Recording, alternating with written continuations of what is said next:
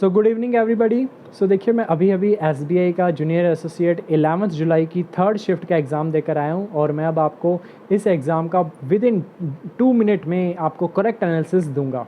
सो देखिए, इस एग्ज़ाम में जैसे कि हम जानते हैं कि 3 सेक्शन होते हैं, इंग्लिश मैथ्स एंड रीजनिंग, और इसी पैटर्न में ये एग्ज़ाम आया। पहले इंग्लिश सेक्शन आया, फिर मैथ्स आया, देन रीजनिंग आया। तो देखिए, जैसे कि इंग्लिश जो सेक्शन होता है, हम मॉक टेस्ट की इतनी प्रैक्टिस करते हैं कि 30 में से 30 अटैम्प्ट तो हो ही जाते हैं। बट इस एग्ज़ाम में अगर मैं बात करूँ इंग्लिश सेक्शन का, तो इंग्लिश सेक्शन जो था वो मॉडरेट लेवल का था। ईजी नहीं मैं कहूँगा, बिकॉज इसमें जो रीडिंग कॉम्प्रिहेंशन आया था वो एक थोड़ा टास्किंग था, एक बहुत ध्यान से करने वाला रीडिंग कॉम्प्रिहेंशन आया। वेयर एज बाकी जो चीज़ें थी जैसे रीअरेंजमेंट वो ईजी थी, वो हम कर सकते थे। वे और जो बाकी एरर डिटेक्शन और फिलर्स जो थे वो अटैम्प्ट किए जा सकते थे। वेयर एज अगर मैं रीजनिंग की बात करूँ, रीजनिंग इज़ क्वाइट ईजी, ठीक है, उसमें फुल अटैम्प्ट किया जा सकता है, ठीक है ना।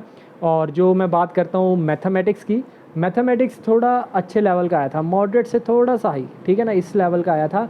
तो मैथमेटिक्स में देखिए सिंप्लीफिकेशन 10 क्वेश्चंस आए, तो यहाँ से आप पकड़ ले सकते हैं और डीआई ईजी। लेकिन जो मिसलिनियस सेक्शन था ना, उसमें कुछ क्वेश्चन ट्रिकी थे। और रीजनिंग में मैं आपको बता देता हूँ, रीजनिंग में पजल्स अच्छी खासी आई हैं, लेकिन छोटी छोटी और इजी पजल आई हैं, ठीक है ना। तो आप उसमें देखिए 3 नंबर की भी, 3 मार्क्स में भी आई हैं। और बाकी एक वो बुक्स को एक स्टैक्स में रखा हुआ डेज़ वाली, मंडे टू संडे वाली, ठीक है। उसके बाद एक 2 रोज़ हैं, 6 लोग ऊपर से साउथ की तरफ देख रहे हैं, कुछ 6 नीचे से नॉर्थ की तरफ देख रहे हैं, तो ऐसे वाले पजल्स आई थी। तो अकॉर्डिंग टू मी ये जो एग्ज़ाम था इट इज़ मॉडरेट लेवल, ठीक है। तो 75 अटैम्प्ट किए जा सकते थे और कट ऑफ भी आप देखिएगा 75 के करीब जाएगी।